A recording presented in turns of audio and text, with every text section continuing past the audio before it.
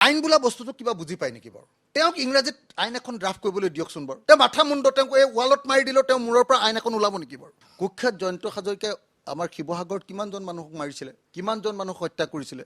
জয়ন্ত হাজৰিকাক ভোট কোন মানুহে দিব কওকচোন?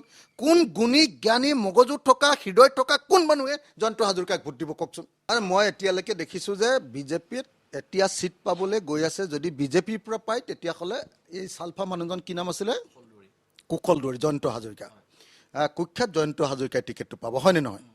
কুখ্যাত জয়ন্ত হাজৰিকাই আমাৰ শিৱসাগৰত কিমানজন মানুহক মাৰিছিলে, কিমানজন মানুহক হত্যা কৰিছিলে, কিমানটা গাহৰি গুলিয়াই নি ঘৰত খাইছিলে, কিমানটা গৰু গুলিয়াই দিছিলে, কিমান মহিলাক নিৰ্যাতন কৰিছিলে, কিমান বাৰু এবাৰ কওকচোন?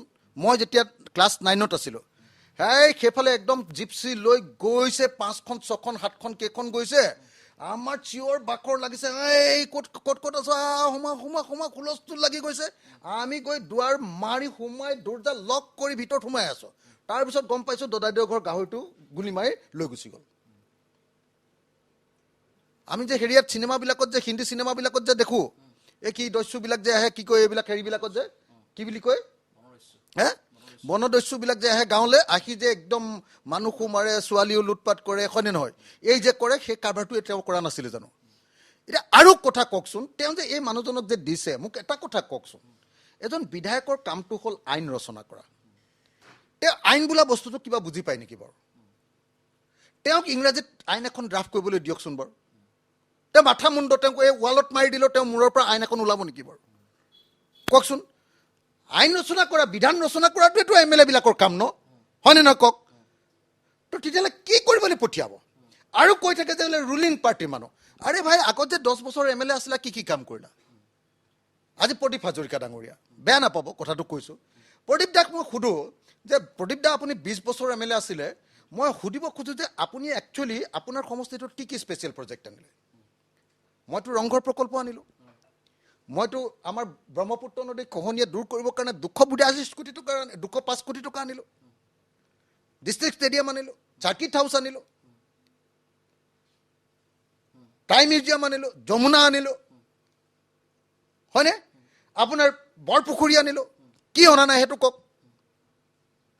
চববিলাক যে কৰিলোঁ, তো মোক প্ৰদীপ দাই এবাৰ কওকচোন যে তেওঁৰ সমষ্টিত কেইটা, তেওঁৰ সমষ্টিত কেইটা তেওঁ অসম মালাৰ ৰাস্তা আনিলে?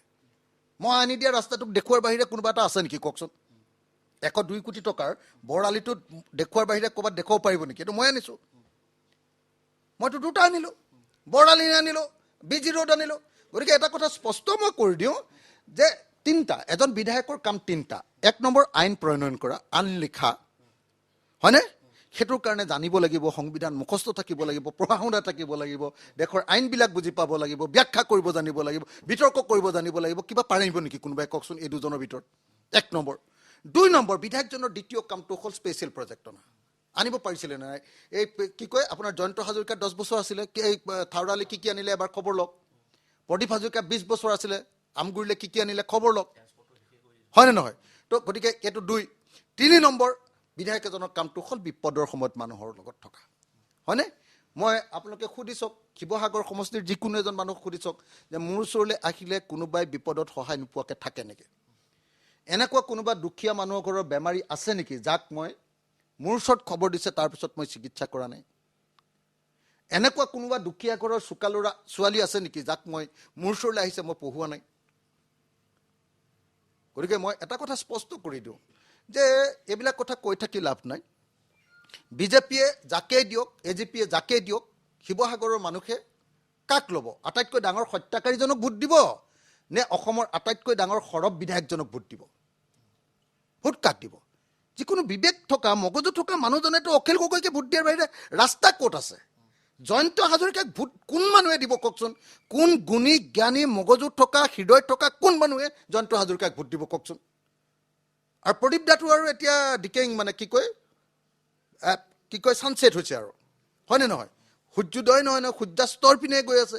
এতিয়া সূৰ্যাস্তৰ পিনে গৈ থকা ডিকেইং ষ্টেজৰ মানুহজনক কোনে দিব আপুনি কওকচোন?